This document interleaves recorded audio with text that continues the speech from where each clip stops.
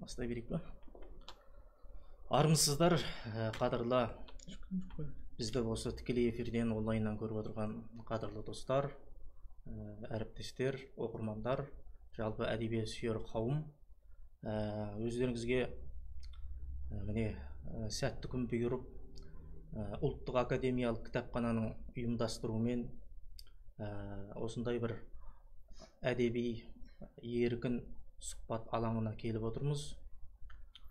Қадірлі оқырман, мен енді осы кештің тізгіншісі ретінде сіздермен бүгінгі кейіпкеріміздің арасында дәнекер ретінде келіп отырған жайым бар. Біз бүгін барынша сіздермен ашық және риясыз, шынайы диалог құруға тырысамыз. Олай болса, әуелі сіздерге мен бүгінгі қонағымды, яғни сіздердің құтты қонақтарыңызды, бүгінгі әңгімеміздің өзегі болатын кейіпкерімді, жазушы Есбол Нұрахметұлын таныстырып өтуді жөн көріп отырмын.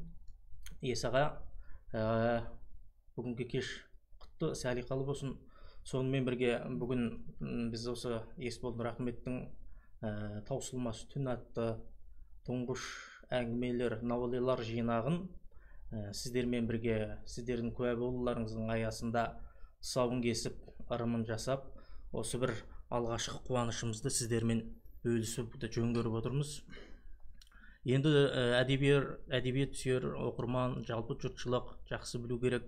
Соңғы 4-5 жылдың көлемінде, әсіресе еңбектердің шыға бастағаны 1-2 жылдың көлемінде біздің қазақ әдебиетіне, қазақтың жаңа прозасына үлкен бір жастар келді, жастардың шоғыры келді. Қазіргі жаңа заманның қазақ прозасында бір үлкен жаңалықтар, бір жақсы бір серпілістер, ұмтылыстар, жаңа бір тыныстар болып жатыр. Олардың негізгі нысаны бүгінгі қоғам, бүгінгі өмір, бүгінгі біздің адамдарымыздың, бүгінгі замандастарымыздың келбеті. Енді Есбол Нұрахметті жақсы білесіздер деп ойлаймын.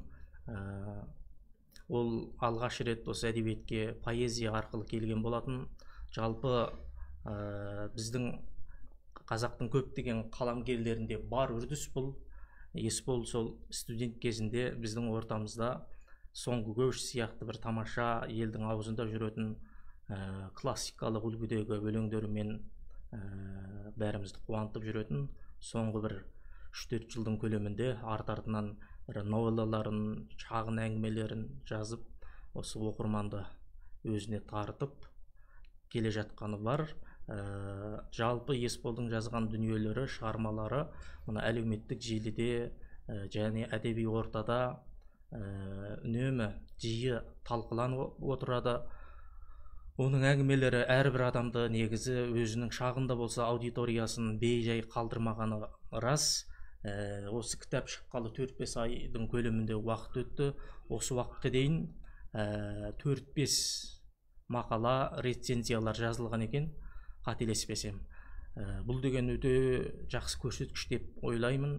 Оның ішінде әдебиетте жүрген Башар Тұрсынбек, Тұрсынбек Башар, Бағашар Тұрсынбайұлы, Әлібек Байбол, қателеспесем. Осы жігіттер әдебиетте өзінің орны бар, өзінің дауысы бар жігіттер, ешкімнің тапсырысынсыз, ешкімнің итермелеуінсіз, шынайы, риясыз түрде бағалап жатқан жайы бар.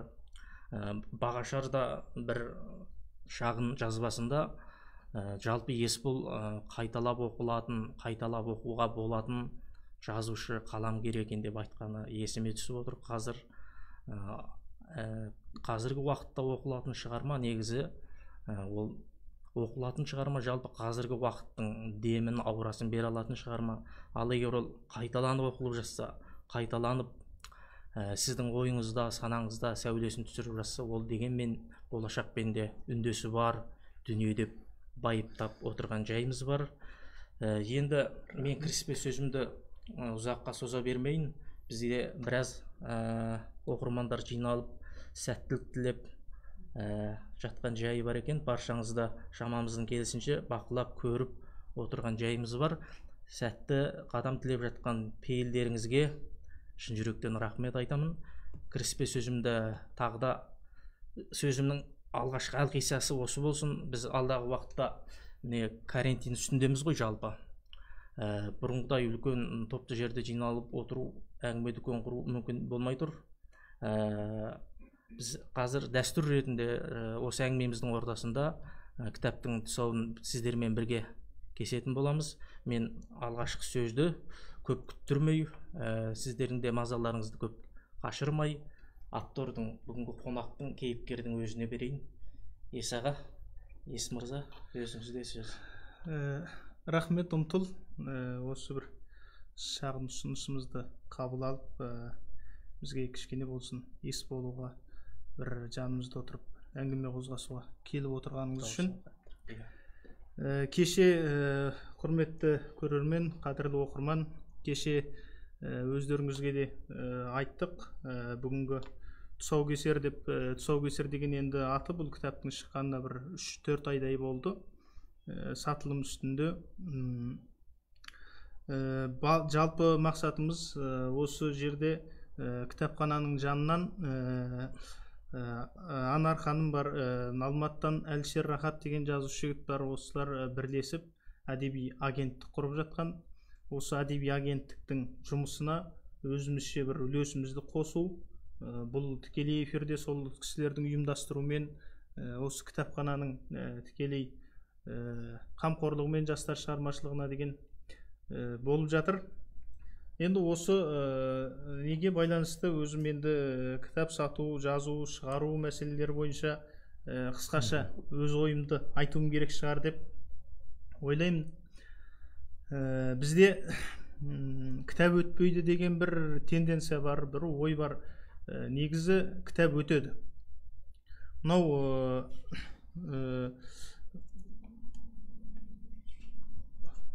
шетелдік Дени Дидро деген жазушының айтқаны бар екен.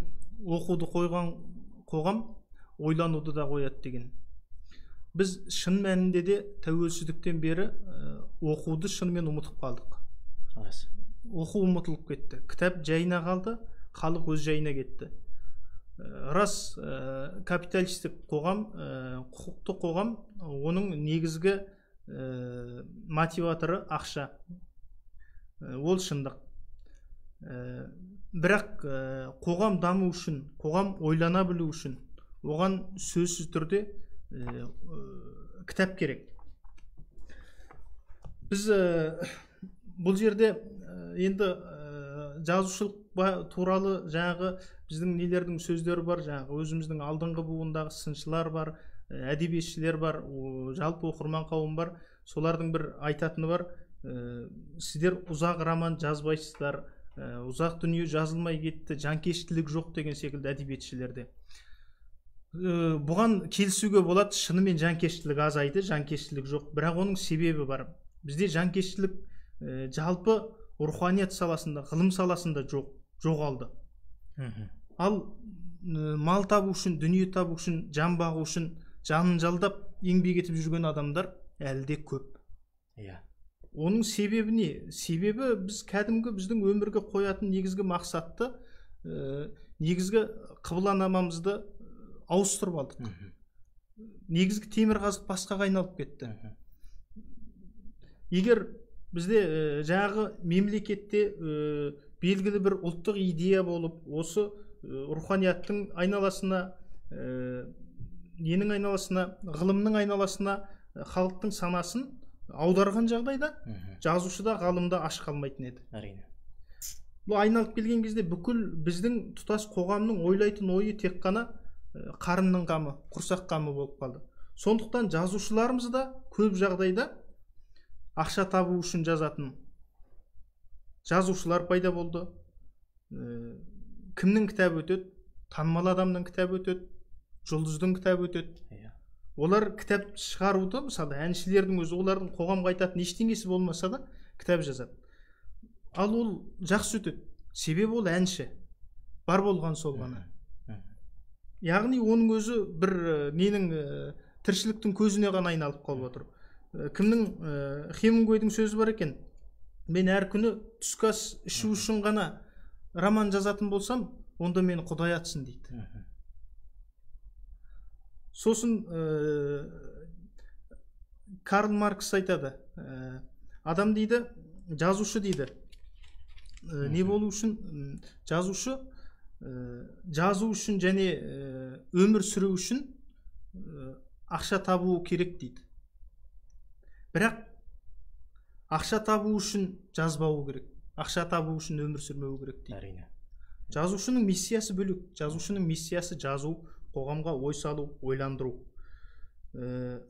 Енді менің де сол алғашқы кіріспе сөзім, негізі осының айналасында сұрақтар қойсаңыздар да болады. Ол да әлде қарап отырсаңыз, енді 30 жылдың ішінде жазушылар шын мәнінде тегін жұмыс істеп келді ғой. Иә. Жанкешті жазушылар, мына арының алдында, иманның алдында шығармашылықты үлкен бір тәңіріндей бір тұтатындар шын мәнінде үлкен ұлы құрбандықтар жасады. Бірақ олардың да еңбегі толық ақталмады деп айтамыз. Осы уақытқа дейін шын мәнінде бір тегін жұмыс істеу болды. Сөзіңе ой тұздықтап жатқаның ғой, ойыңды жалғастыра бер. Енді бүгін енді айтылатын мәселе кітап нарығы туралы кітап нарығы, қазақ тілді кітап нарығы туралы айта кету керек сияқты. Қазақ тілді кітап нарығы, мысалы бізде жаңағы Арман Әлменбет деген жазушы жігітіміз бар. Ол осы қазір таза баспа саласына араласып кітап сатумен айналысып жүр. Рысбек Дәбей деген жазушы бар. Кітабы жақсы өтіп тұрған және өтетін кітаптар жазып жүр. Сондықтан кітап нарығы жоқ деуге болмайды, бірақ бар деп те айта алмаймыз. Әрине. Белгілі деңгейде биыл әсіресе мына пандемия кезінде кітаптың өтуі өте қатты төмендеді, өте нашарлады. Оның бір жақ себебі халықтың жағдайына да байланысты. Жаңағы мысалы енді күнделікті біз енді айтып отырмыз ғой, капиталист қоғам негізгі мотиватор ақша деп. Сіздің қалтаңызда артық ақша болмайынша сіз ешқашан кітап сатып алмайсыз. Әрине. Сондықтан ең бірінші нәрсе жазушының да тілеуі, басқаның да тілеуі халықтың жағдайының жақсаруы. Ал халықтың жағдайы қандай жағдайда жақсы болады? Тек қана жаңағы ресурстармен ғана отырдық қой 30 жыл, онымен жақсы болмайды екен. Халықтың жағдайы оңтүстік Корея секілді, Жапония секілді адам миын, ақылын салып ғылымға, білімге, технологияға ұмтылған кезде барып елдің жағдайы жақсарады екен. Сондықтан біздің де үгітіміз, біздің де айтарымыз ғылым мен білім, елдің ойлануы, халықтың ойлануы, ән салу емес. Осы жағынан енді осы жағын бағыт алған жағдайда бұның барлығы ақырын түзеледі деп ойлаймыз. Енді менің де кіріспе сөзім осыншалық болсын. Енді бұл мынау кітапты бүйтіп қалқитып қоймай, осының бір ырымын жасап, тұсауын кесейік. Сосын сұрақтар да келіп жатыр. Осыларға қарай жауап бер. Жақсы, Есбол. Әңгімең өте орынды. Енді мына кітаптың шыққанына 4-5 айдың көлемінде болды. Біз енді айпарадай бүкіл халықтың алдында осы қуанышпен бөлісетін жайымыз еді. Оған енді әртүрлі себептер болды. Өздеріңіз бәріңіз білесіздер, оны қайталап жатудың өзі артық.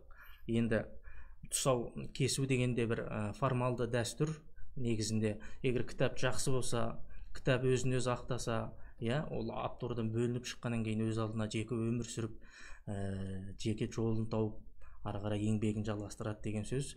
Енді бұл кітап менің жаным дегейсің, бұл кітап менің тәнім дегейсің деп бір данышпандар айтқандай, осы әр кітап адамның бір ет бауыры сияқты.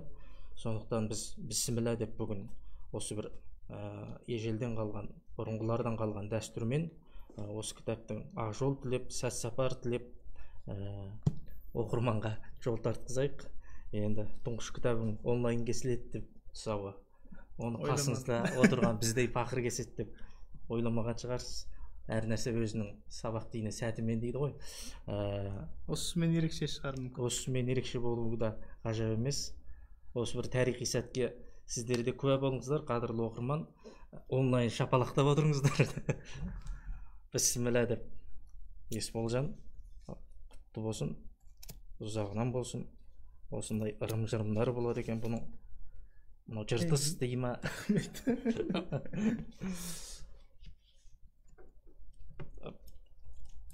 өзіңе де бір сәтті салып қой. Иә. Ал, құтты болсын. Рахмет. Міне, қадірлі көрермендер, қадірлі оқырмандар, таусылмас түс түн Есбол Нұрахмет сіздерге ресми түрде жол тартты. Оқырманның қолында болсын. Сенің болашақта алатын ұлы белестеріңнің, жемістеріңнің басы осы болсын. Осы кітаппен бірге болыңыздар дейміз. Қадірлі оқырман, жаңа кітап нарығы туралы айтып жатырмыз, ой еңбегі туралы айтып жатырмыз. Шын мәнінде ең бағаланатын, ең сүйінетін дүние осы жазушының, ғалымның, қаламгердің, әртүрлі саланың қайраткерлерінің шын мәніндегі интеллектуалды еңбектің бағаланатын сәті келген сияқты. Бұл кітап елге, жұртқа таныстырылып, жол тартқанына да біршама уақыт болды. Барлық дүкендерде, сөрелерде іздейтін адам әр жерден де тауып алады. Сондықтан мен өз басым қолымнан келгенше кітап сатып алатын оқырманмын. Сіздерді де соған шақырамын. Осындай жас перілерді, жас жазушыларды аз да болса қанаттандырып, қанатын қақпай бірге оқиық, ой бөлісейік деген дүниені айтқым келеді. Әңгімемізде біршама жерге барған сияқты Есбол. Мына сұрақтарға да қарай отырсақ, оқырмандармен, көрермендермен ресми диалогқа түсе бастық. Сен қарап отырған шығарсың сұрақтарды. Бұл жерде Анар Қабдолдина ханым қазіргі сын туралы не айтасың дейді. Жазушылар сыншылардан не күтеді дейді. Енді сын туралы дегенде қазір енді сыншы аз өте. Жоқ деуге де болады, атын атауға болатын бағашар бар. Тұрсынбай негізгі таза сынмен айналысып жүрген. Оның өзі соңғы кездері журналистика жағына көбірек мән беріп кетті. Оның да себебі сол жаңағы мотиватордан. Сондықтан бұл жерде сыншы ауадай керек. Кеңшілік, Амангелді Кеңшілік ағамыз бар. Айгүл Кемелбаев апайымыз бар, алдыңғы буындардан жол салып жатқан. Жазушы, негізі кәсіби жазушы ғой кісі. Дей тұрған мен көп мақалаларын оқып қаламыз. Мақалалар өте әдемі болатын. Сондай жаңағы таза сынмен айналысып, тезден өткізіп отыратын бізге нелер керек, сыншылар керек. Жастар не күтеді деген сұраққа жас жазушылар сыншыдан назар күтеді, мақта, жаманда, боқта, ең бастысы үнсіз қалма. Жалпы сен сыншылардан салымың бар деп ойлаймын, мәлім мөлшерде. Осы уақытқа дейін 3-4 мақала жазылды, ол меніңше жаман жетістік емес ау негізі. Енді бір жағы жаман жетістік емес, бірақ сол сын жазған адамдардың жақын араласатын достар екенін есептеген кезде қатты бір үлкен жетістік деп те айтуға келмейді. Өйткені кітабым шығып жатыр бір жағынан. Сен де мысалы жаздың бір мақала, осы кітабым шығып жатқаны үшін соған бір құттықтау ретінде, ақ жол ретінде. Сенің кітабың шығып қап, оны мен көріп қап жазылмау керек қой бұндай дүниелер. Кәсіби түрде, автоматты түрде. Әрине. Шын ниетпен, пейілмен бір кәсіби деңгейде жазылу керек ең бастысы. Құралай Мұхамеджанова деген ханым осы желіде сұрақ қойған екен, қалай сатылып жатыр дейді, өтімі қалай болып жатыр деген. Шамамызша шолып өттік бұл тақырыпта да, бірақ бір айта кетіңіз. Қалай сатылып жатыр дегенде жаңа де айттық, кітаптың өтуі қиын, оңай емес, оған жарнама керек. Сосын осы жерде айта кетейін, алдында Анар ханымға берген сұхбатымда да айттық, ол Мәдениет порталында бар, оқысаңыздар болады. Негізі бұл жерде шығарушы өзіміз, жазған бірінші өзіміз, шығарушы өзіміз, үшінші сатушы тағы өзіміз болып отырмыз. Сондықтан бұл механизм негізі жабайы сауда, былайша айтқан кезде. Бұл сіз өзіңіз қарап көріңіз, кез келген мынау бір зат, мынау кез келген ручка болсын, әуелі заводтан шығарады, сосын жарнамасын біреу жасайды. Одан кейін барып супермаркеттерге түсіп, супермаркеттер арқылы, магазиндер арқылы сатылады.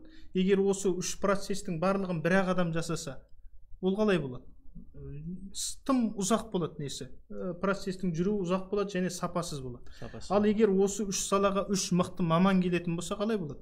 процесс тез жүреді. Мүлде басқаша болады ғой. Және сапасы да мүлдем бөлек болады. Жазушы ең бастысы кітаптың қалай сатылуына, қалай өтуіне бас қатырмау керек.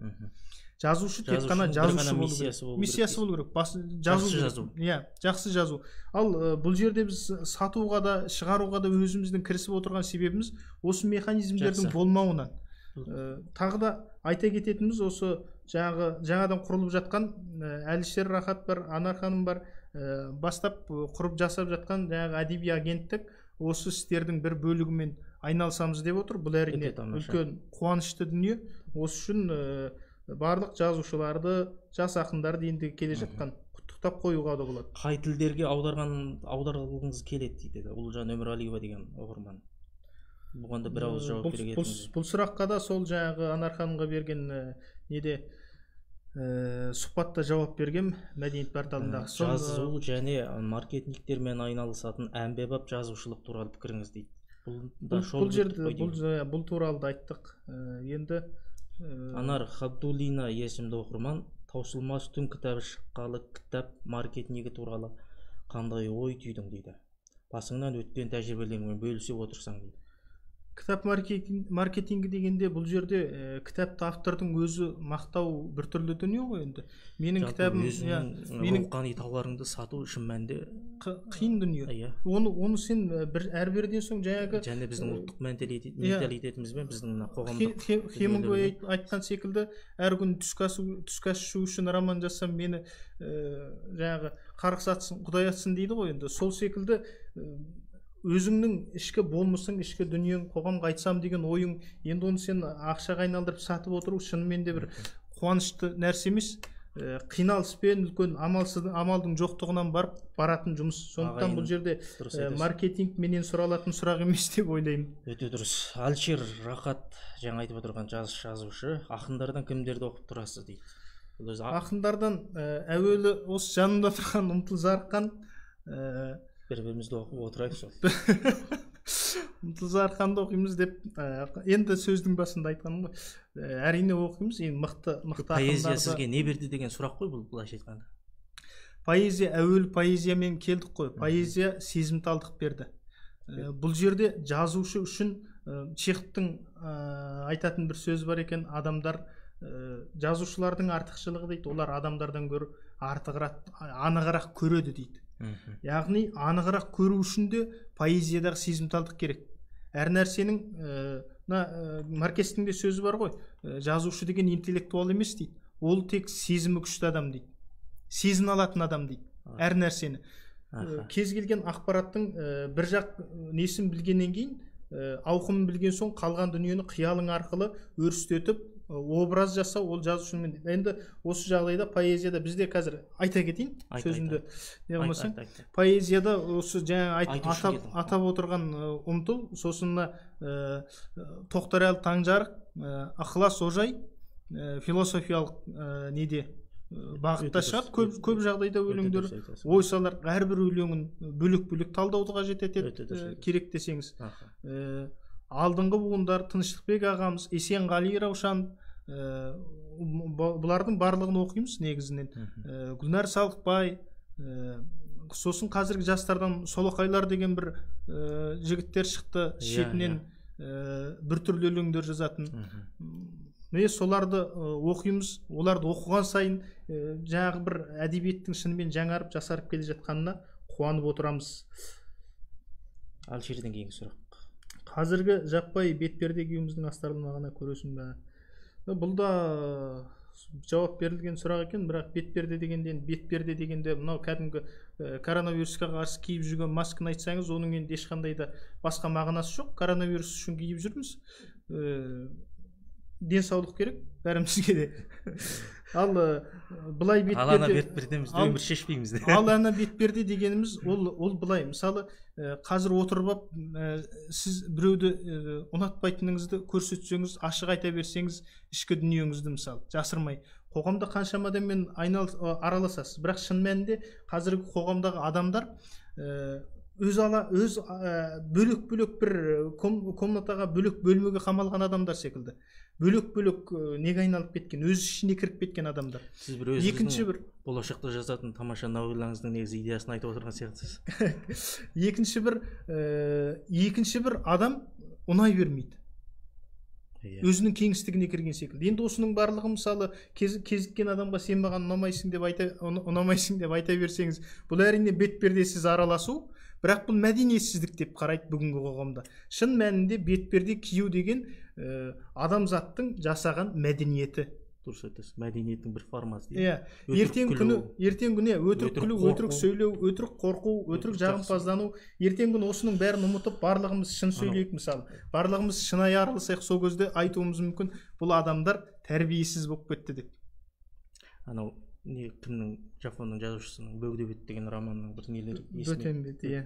Жат әлпет деп аударып. Жат әлпет, рахмет. Сұрақтарымызды сәттілік тілеп жатқан, кездесуді құттықтап жатқан ағайынға шын мәнінде рахмет айтамыз. Бұл жерде Гүлнар Серғазиевна бастаған кісілер. Сұрақтар болып жатыр ғой деймін. Қарабасыз ба? Сұрақтар. Айнұр Ахметова, сіздің қазірше үздік шығармаңыз таусылмас түн әңгімесі деп есептеймін дейді, өзінің ойы екен. Айнұр Ахметова деген бір жақсы ғалым ғой. Бұл кісі алдындағы жазған несінде оқыдық. Әлшерге жазды ма?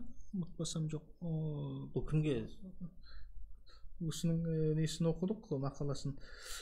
Рахмет, өзімде сол новелланы бір ләззатпен жаздым деп айта аламын. Бірақ енді өзіңдікі өзіңе ұнай қою екі талай бәрібірде. Ол егер өзіңдікі өзіңе ұнай бастаса, деградацияға түсе бастадың деген сөз ғой. Өзіңмен ауырған күні құрудың ба? Өзіңмен ауырған күні құрудың. Енді мен осы жерде енді сөз қоса кетейін. Біздің өзіміздің қатардағы жас жазушылар туралы, ақындар туралы, және де ақындар туралы айттық қой, жазушылар туралы кішкене қоса кетсем қаламдас.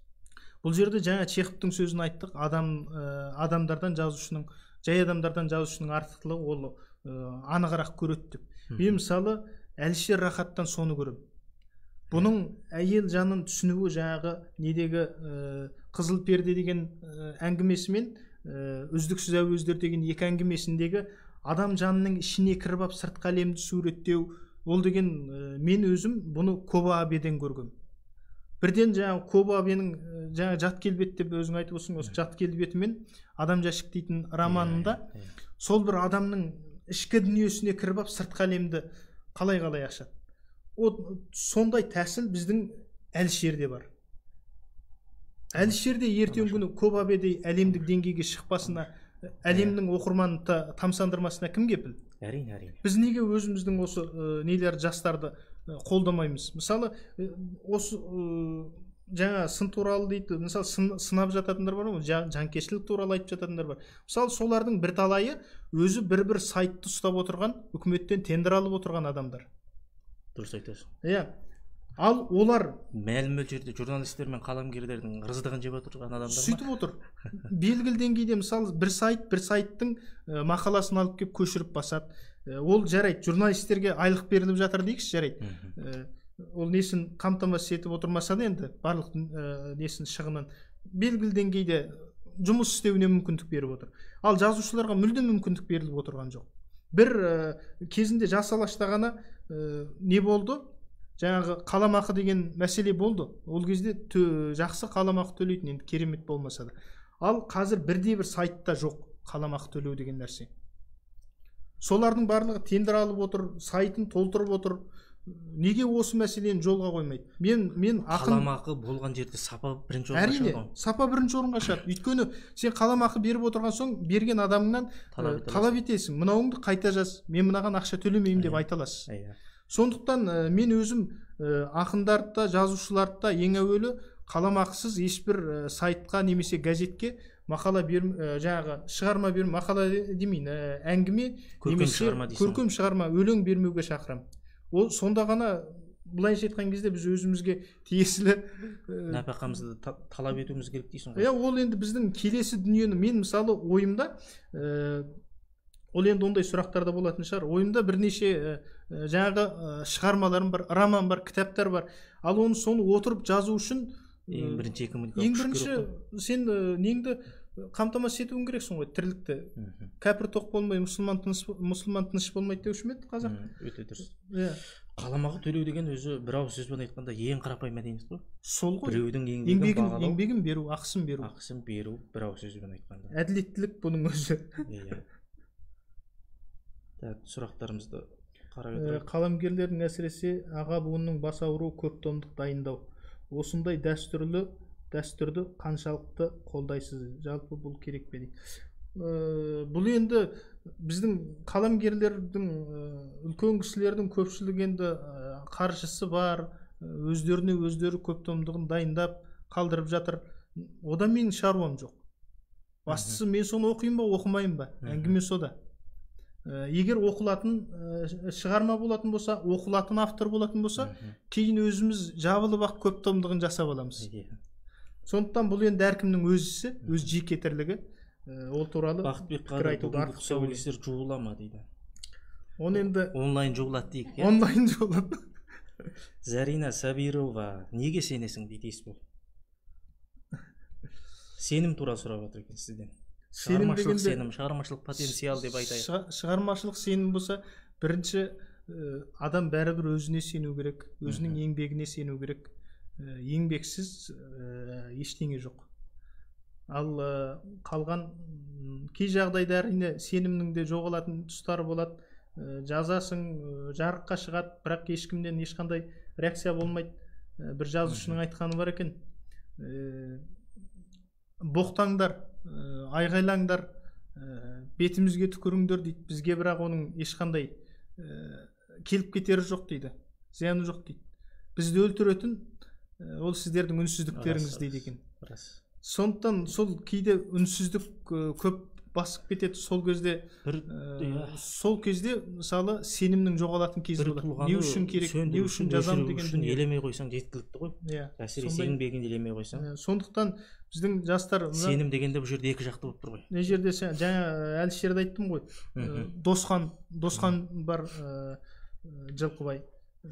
Ол да өте әдемі жазып жүр. Ағалардың да, оқырман қауымның да өте жақсы бағасын алып жатыр. Сол жігіттердің тезірек жаңағы кітап жинақтарын шығуын, оқырман қауымға жол тартуын қалаймын. Мысалы, кімнің Бақытбектің, Қадырұлының Жасыл шатырлары мен Қайран әке деген көлемдірек әңгімелері, ол да әдемі, ол да өзінің оқырманын тауып, осы жігіттердің барлығы айтылу керек, шығу керек деп ойлаймыз. Ақбөпе Құдабай, жазушының қоғамдағы рөлі ой салу дедіңіз дейді. Таусылмас түн шығармасы қоғамға не береді, ой сала ала ма дейді. Өсіп келе жатқан ұрпақ оқи ма, ұрпаққа не береді дегеніз тақырыпта қойып отыр екен. Бұл жерде таусылмас түн кітабын туралы айту керек.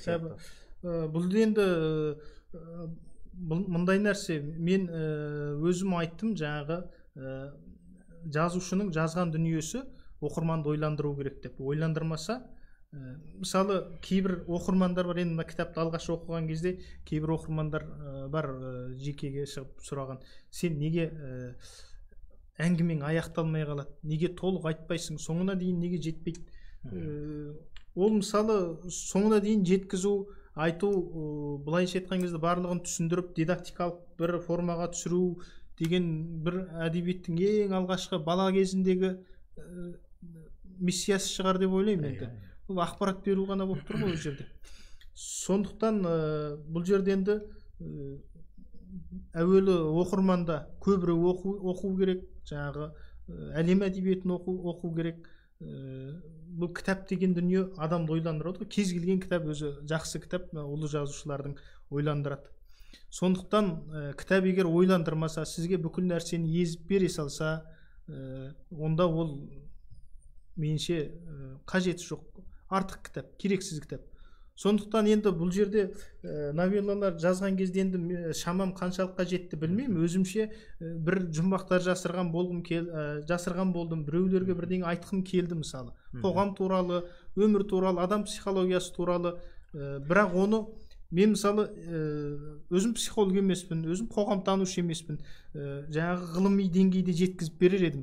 Мен тек сезінгенімді жазам, ары қарай оқырман өзі ойланып, өзі тауып алады. Өйткені оқырманның несі, өресі менен биік болуы мүмкін, менен жоғары болуы мүмкін. Сіздікі соған бір от ұстау, соған бір себеп болу ғой. Жалпы өзі адам баласы мына қиялға, сезімге, түйсікке қарыздар ғой негізі. Сенен өз атымнан бір ауыз сұрақ сұрай кетейін. Сен мысалға ұлы бір дәстүр сақталған ортада өстің ғой мысалға. Жасандылық жоқ, табиғилық жоқ. Осы дүниелер сенің шығармашылығыңнан азды кем көрінгенімен тұтастай қаралмайды, мысалға. Осы қазіргі уақытты, қазіргі аураны, қазіргі демді жазуыңа не себеп болды деген менде бір ішкі дауыс отыр қазір. Соны бір айта кетсең. Енді адамның ес білген кезіндегі жаңағы тағы да Хемингуейдің бір сөзі бар екен, өзің ең жақсы білетін дүниені жаз деп. Адамның әдетте бір кітапты оқуың мүмкін, бірақ сенен өресі биіктеу біреу басқаша оқиды оны басқаша қабылдайды. Сол секілді жаңағы Ұларбек Нұрғалым ағамыз мысалы этнографияны жақсы жазады. Ол өскен ортада мен де өстім, мен де көрдім, бірақ мен оны жаза алмаймын ол деңгейде. Оның себебі адамның ішкі дүниесіндегі, жанындағы қабылдауда болса керек. Өте дұрыс айтасың. Мен өзім жаңағы 17 жаста Алматыға келдім. Сол Алматыдан Алматыда міне 13 жылдан асыпты. Сонда содан бері тек қаланың өмірін, қаланың адамына назар салумен болдым. Бүкіл жаңағы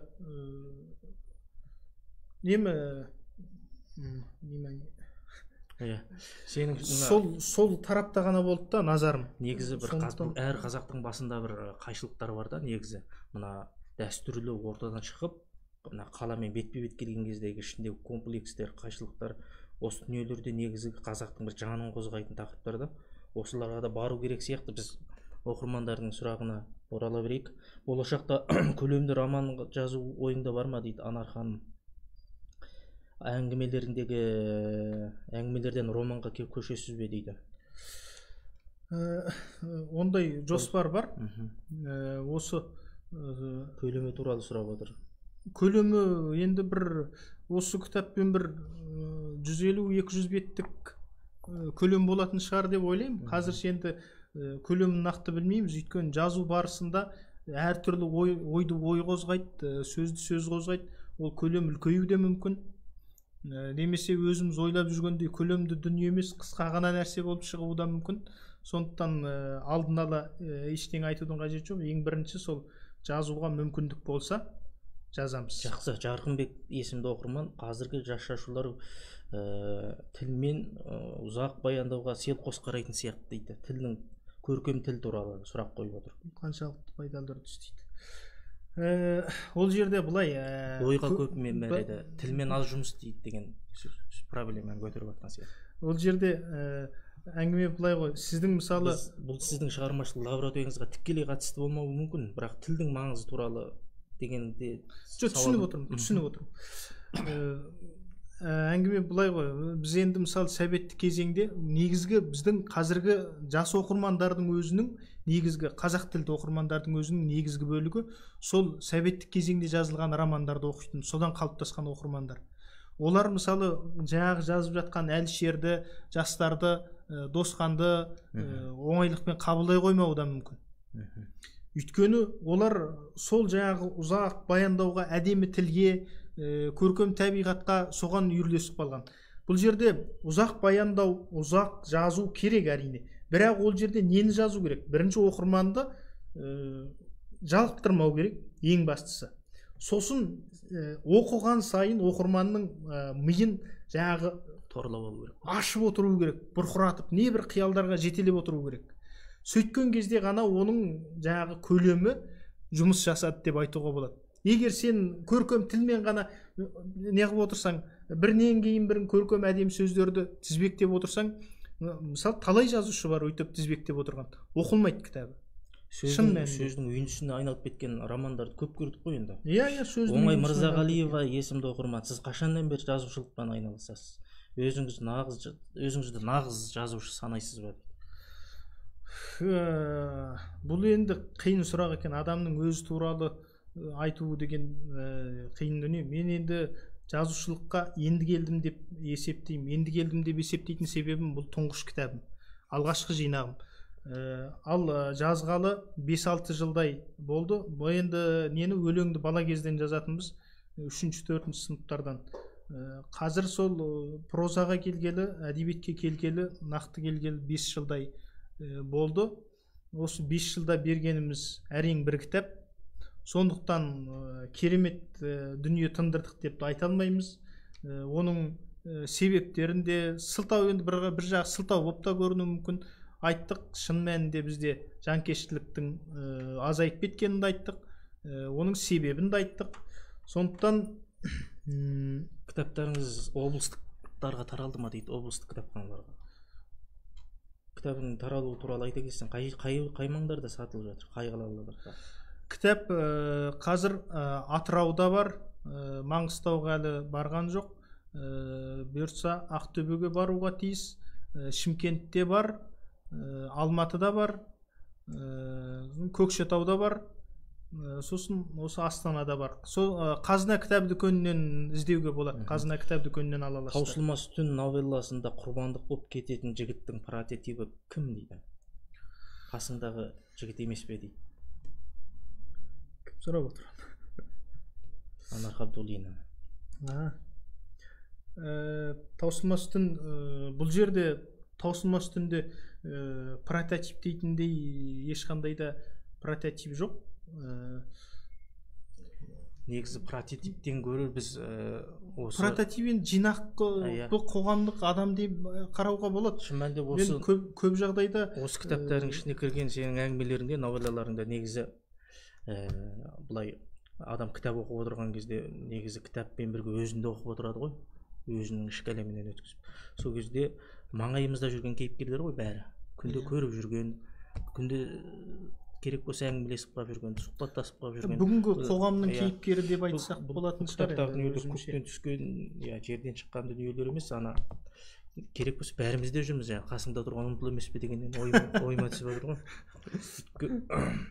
Тәк сұрақты ары қарай оқиық онда. Оңай Мырзағалиев қой деймін, Мырзағалиева. Мырзағалиева. Өзің оқып жүрші. Таусылмас түн әңгімеңізді оқыдым, бірақ Табақ бет талқы танау деген әңгімеңізде осы өтірік бет перде киіп алатындарды айтқыңыз келді ме? Әлде қорқақтығымызды, арсыздығымызды айтқыңыз келді ме? Өйткені өте көппіз ғой. Бұл жерде енді мен тағы да айтқым келеді. Маған негіз оқырманның өзінің ойлауы, өзінің шешімі ұнайды. Мен мысалы мынаны айтқым келді деп айта алмаймын. Мүмкін мен қателескен болуым мүмкін, бірдеңені айтамын деп отырып. Ал оқырман тек қана сюжетті және бейнеленген оқиғаны көріп отырып өз ой түйеді. Өзінің былайша айтқан кезде бұның ішінде бұл қағазға түскен, бұл тек қана менің шығармам. Ал сіз оқисыз да өз шығармаңызды өзіңіздің санаңызда жазып аласыз. Сондықтан ол сұрақтың жауабын өзіңізден іздесеңіз болады деп ойлаймын. Мен ешқандай комментарий. Сөздің еске қыстырылып қалуы туралы көркем тіркестің о бастағы авторы кім дейді? Енді көркем ондай тіркестер менің бір жаман жерім. Сенің сөз қолданысың туралы айта кету керек сияқты, я. Сіздікі енді ықшам сөйлемдер ғой, негізі. Аса бір образды, күрделі дүниелерге бара бермейсің. Сол арқылы да көп нәрсені ұтасың да. Енді сен жауап бере бер, мен тақырыпты бұрып алмайын. Мен жалпы жаңа тіркес іздеуге, жаңа сөз іздеуге қатты бір ынталанбайтын адаммын. Енді келесі шығармаларымда тырысармын. Ол мысалы жаңа сөз іздеу, жаңа тіркес іздеу дегеннің өзі бір энергия алатын дүние. Оның өзі оңай туындамайды. Әуелі сіз шығарманың өзін ойлаудың өзі көп ми қызметін қажет қылады. Оның сыртында қосымша жұмыс алу кішкене ұзақтау уақыт кетеді да біз енді қазіргі айтып отырмыз ғой біздің заман көбіміз тіршілікке байланып қалғандықтан қысқа досқанда айтады осыны қысқа жазғанды тез аяқтап баспаға бере қойғанды ұнатамыз да сондықтан енді мүмкіндік болса ұзақ отыруға ұзақ ойлануға әрине ойлансаң көп нәрсені табуға болады көп нәрсені жасауға болады. Таусылмас түн жауыр болған тақырып емес пе дейді. Мүмкін сіз солай ойласаңыз солай шығар. Бұның бір себебі біз күнде көріп жүргеннен кейін де шығар мүмкін. Соның бір көркем шығармадағы алдымыздағы ақ қағазда жатқан бір бейнесі ғой. Жеке өміріңіздегі музаңыз бар ма дейді. Айгерім Батырбекова. Жеке өміріңіз туралы сұрап жатыр екен. Жеке өмірді қайтеміз, маңыздысы кітап қой. Сенің менің өмірім кімге керек дейсің? Соны айтамын. Өмір кімге керек? Кітаптың өзі әрең өтіп жатқан. Мына кітапқа сәттілік тілеп, не етіп жатқан жақсы құттықтауларын айтып жатқан оқырманның қолында тосын дейді Мираш. Айжан Табарактың бір несі жүр екен, соны оқып көрейік. Бізде қаламгерлер кітабының коммерциялық құқығын сатуға да әлі дайын емес екен. Осыған дейінгі қалам ұстаған қауыммен жасаған жұмыстың нәтижесінде сондай пікірге келдік дейді. Демек, өздері жазу, шығару, өздері сату деген дүниелерден әлі арылмаймыз әзір дейді. Айжан Табарак енді қаламгер деген баспа ашып, осы қаламгер KZ деген сайт арқылы өз шамаларынша жұмыс істеп жатыр. Бұлар қаламгерлерге қалам ақысын төлеп, кітаптың құқығын сатып алып, өздері баспадан шығарып, оқырманға өздері таратып отыр. Бұл жақсы бастама. Ол тәжірибесін айтқан, қандай кедергі жолыққандарын да айтқан. Соның ішінде жаңағы кейбір жазармандардың кітаптың баспа құқығын беруін беріп ап, одан кейінгі сату ісіне, шығару ісіне араласып, жаңағы сөйтіп отырған сондай мәдениетсіздіктерінде айтқан. Сондықтан бұл жерде Айжанның айтып отырған, қозғап отырған тақырып осы деп ойлаймын. Бұл енді бізге қаламгерлерге шынымен қалыптасуға тиісті дүние. Біз өзіміз шын мәнінде жазумен ғана айналысқанды шүкір деуіміз керек. Өзі шығарып, өзі сатып көрген адам ретінде айтайын. Өзі шығармашылық иесінің анандай жұмыстарға негізі несі де болмайды ғой, бағыда келмейді ғой. Айнұр Ахметова сұрап жатыр. Табақбет таңқы танауды жазуға Камюдің ғобасының ықпалы болған жоқ па дейді, әсері болған жоқ па дейді. Ол да болған болуы мүмкін, бірақ енді түп сана дейміз ғой, подсознание дейміз, сол жерде бұрыннан бергі оқыған кітабыңыз болсын, көрген дүниеңіз болсын сақталады. Ал маған осы Табақбет таңқы танауды жазуға нақты әсер еткен екі туындыны айтайын. Біреуі кәрістердің Пусанға баратын пойыз дейтін ужастик фильмі бар. Олар енді осы ужас жаңағы нелердің өзін жаңағы зомби дейміз ғой, осы зомбидің өзін әдемі пайдаланған осы кинода. Өте әдемі идеяға әкеп құрған. Сол киносы ұнады. Сосын кімнің Стэнли Кубриктің Сияние дейтін киносы бар.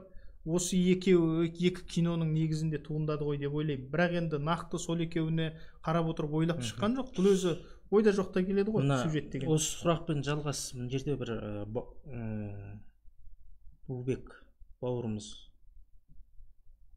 сұрақ қойыпты. Өміріңді өзгертетін кітапты табу үшін мыңдаған кітаптарды парақтап керу керек шығар. Сіздің өміріңізге өзгеріс енгізген қай шығарма, қандай автор деген айтыла кету керек сияқты. Өмірге өзгеріс енгізеді деген менің ойымша ол енді ең әуелі адамның қалыптасу кезінде 12-13 жастарынан жоғары қарай бір 15 жас, 16 жас осы мезгілде оқыған кітабы оның өміріне сөзсіз түрде әсер етеді. Ал менің сол кезде оқыған, маған қатты әсер еткен кітап ол Абай жолы романы болатын. Шын мәнінде сол кезде сол 12-13 жас кездерімде өзі екі қайтара оқыған екем, сол 4 томдықты. Сондағы Абайдың образы жаңағы әрі ақылды, әрі ойшыл, жас өсіп жетілуі, ұлы данышпанға айналуы, ол енді ішінде жаңағы социалистік идеологияда жүрді, коммунистік. Оны әрине кішкене ес біліп қалған кез оны ажыратып білдік, ненің не екенін. Кейін Тұрсын Жұртбайдың Мұхтар Әуезов туралы жазған бесігіңді түземес, кітабы бар, үлкен монография. Осы кітаппен Таласбек Әсемқұлов марқұмның мақалалары, Тал түс романы, осы дүниелер маған шығармашылығыма да, бұлай өміріме де көп әсер еткен дүниелер. Оқырмандардың бәр шамасы сұхбаттың жақсы өтіп жатқан сәттілігін тілеп жатыр. Тоқтар ағамыз сәлем айтып жатыр екен. Нұржан Руық, дүниеде мал таңдайсың ба, жоқ әлде жазушылықты таңдайсың ба дейді. Бұл енді кімнің Біржан Салдыға түсінде айтылатын сұрақты маған қойып тұр ғой. Біржан Салдай болсақ, енді қазір малды таңдап жүрміз ғой, сөздің шыны керек, тіршіліктен ажырай алмай жүрміз ғой. Осы кітабыңда шет тілін аудару туралы сұрақ қойыпты, жаңа оны сұхбатында да мен көзім шалып қалып жауап бердің ғой деймін. Иә. Өміржан Әбдіқалықтың қай әңгімесін оқыдың дейді. Алдыңдағы аға буын жазушылар туралы. Аға буын туралы да айта кетейік, осы Өміржан ағаны айтып отырып, Өміржан ағаның жаңағы қайыршы емес, анау бір әңгімесі. Сосын Құдай деген екі әңгімесін оқыдым, осы екеуін ғана оқыдым негізі. Өте шағын, қысқа, бірақ артындағы жатқан жаңағы Хемингуэй айтпақшы, айсбергтің басы ғана көрінеді, 1/3 бөлігі ғана көрінеді деп. Ол кісінің кітапты 1/3 емес, 100%-ның 1%, 2%-ын ғана көрсеткен, ар жағы өте терең, тым ойлы сондай шығарма деп есептеймін. Ол кісі енді жазса, біздің неге әдебиетімізге үлкен дүниелер әкелер еді. Жазса дейсің ғой. Иә, жазса, жазбаса келешекте Нобель сыйлығына жетем деген сенім бар ма? Жаңағы сөзді ақырластырайын. Осы Нобель сыйлығы екеуін қосып жіберейін. 5 минутқа уақыт қалды ғой деймін, қателеспесем. Енді жақсы, айта бер. Ең бастысы айтылатын сөз айтылуы керек қой. Жаңа жоғарғы буын туралы айта кеткен жөн деп отырмыз ғой. Тоқтарәлі Таңжарық бар, Қанат Тілеухан бар, осы кісілердің, жаңа Өміржан бар, айтып отырған Мақсат Мәлік бар. Осы кісілерді ары қарай шығармашылықпен әлі де айналысуға мүмкіндік туғызатын болса, бұл кісілердің де берері әлі мол. Тіпті әлі мол дегеннің өзі біртүрлі естілетін шығар, жап-жас қой бұл әрбірінен соң. Бірі 40-қа жетсе, бірі әлі жетпеген сол маңайдағы ғана.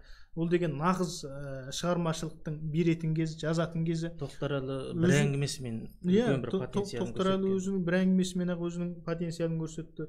Мақсат Мәлік мысалы бір кездердегі жинағымен жастанып оқитын алғашқы нелерін, әңгімелерін. Сосын кім, Қойшыбек Мүбәрак ағамыз, мистика. Осы бізде негізі сыншылар, біз әуелі қоғамға адамдарға талап қоюдан бұрын біз олардың мүмкіндігін ойлауымыз керек секілді. Жаңа біз нелерге, депутаттарға мысалы ақша төлеп отырмыз, бірақ талап қоймаймыз. Неге жазушыларға ақша төлемейміз да оларға талап қоямыз? Осы секілді бір парадокстар бар да. Мынау оқыс сөз екен.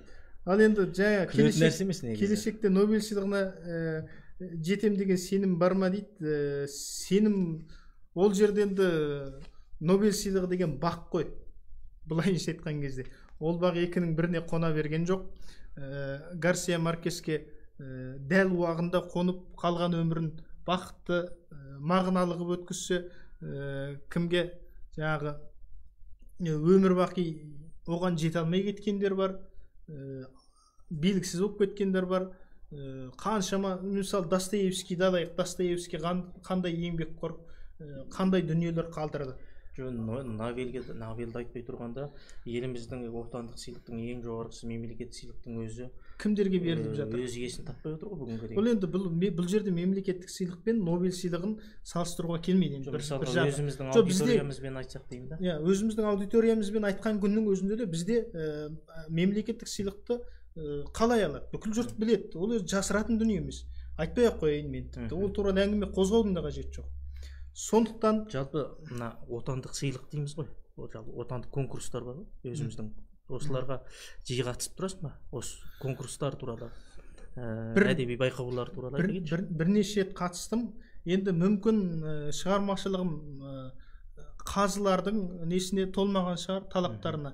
Бұл жерде қазылардың талаптары деген шындығында ешқандай да не алған жоқпын, жүлде алған жоқпын. Қазылардың талаптары деген әртүрлі болады. Мысалы, қазылардың талаптары үшін біреуі ана ұруы сәйкес келу керек, автордың, біреуі алдын ала келісілген болу керек деген секілді. Ең әділетті өтті деген кездің өзінде өзінің жазу манеріне, өзінің ойлау жүйесіне сай келу керек қой. Сол ғой. Сондықтан бұл жерде кез келген біздің ел ішінде өтіп жатқан кез келген әдеби сыйлық әділетті өтеді деп айта алмаймын. Бірақ әдеби сыйлықтан көрі осы қаламақыны жаңағы сайттар, әдеби сыйлық ұйымдастырғыш сайттар дұрыс айтасыз, қаламақыны жолға қою керек деп ойлаймын. Қолдан келсе әлемдік сыйлықтарға талпыныс жасау керек. Иә. Асқар Сүлейменовтің Абай туралы цитатасын келтіріп, Абай туралы ойын сұрапты. Келер ұрпақтың ішінен шетін уымен балық Абай дейді ғой. Бұл жерде енді ол шындығында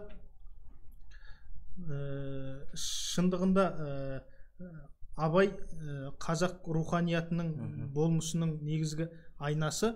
Сондықтан өзі уақытта болып қалған екен осы сұрақпен ақырластырады екенбіз. Абаймен ақырласып жатқаны жақсы ырымда болады. Абай былайша айтқан кезде ардың өлшемі, қысқаша айтқан кезде.